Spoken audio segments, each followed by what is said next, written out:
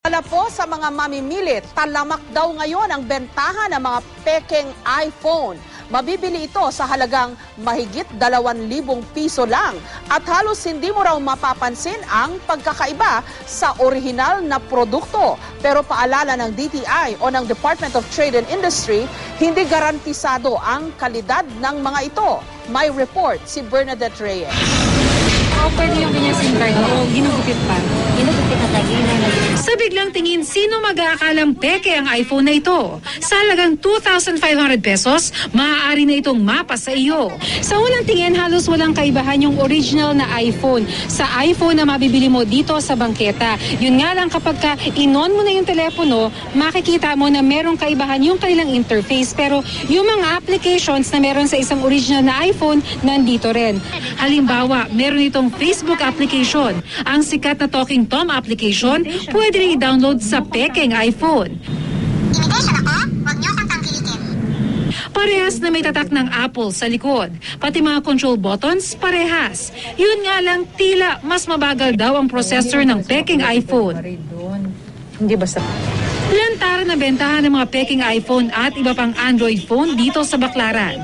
Sabi ng mga nagbebenta, kung presyo lang daw ang pag-uusapan, di hamak na mas mura ng halos 20 beses ang imitation.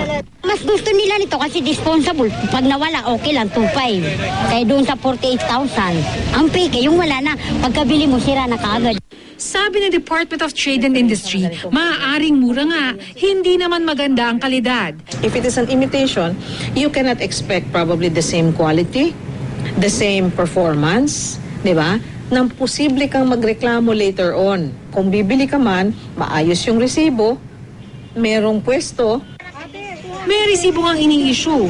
Wala namang pangalan ng pwesto, ni walang address o telephone number. Sa kabila ng lantarang bentahan ng mga peking cellphones, hindi raw basta-basta maaaring kumpiskahin ng DTI ang mga naturang produkto, lalo kung wala namang reklamo mula sa intellectual property rights holder nito. You buy something because of the name, di ba? And that name carries with it a price, di ba? So bibili ka.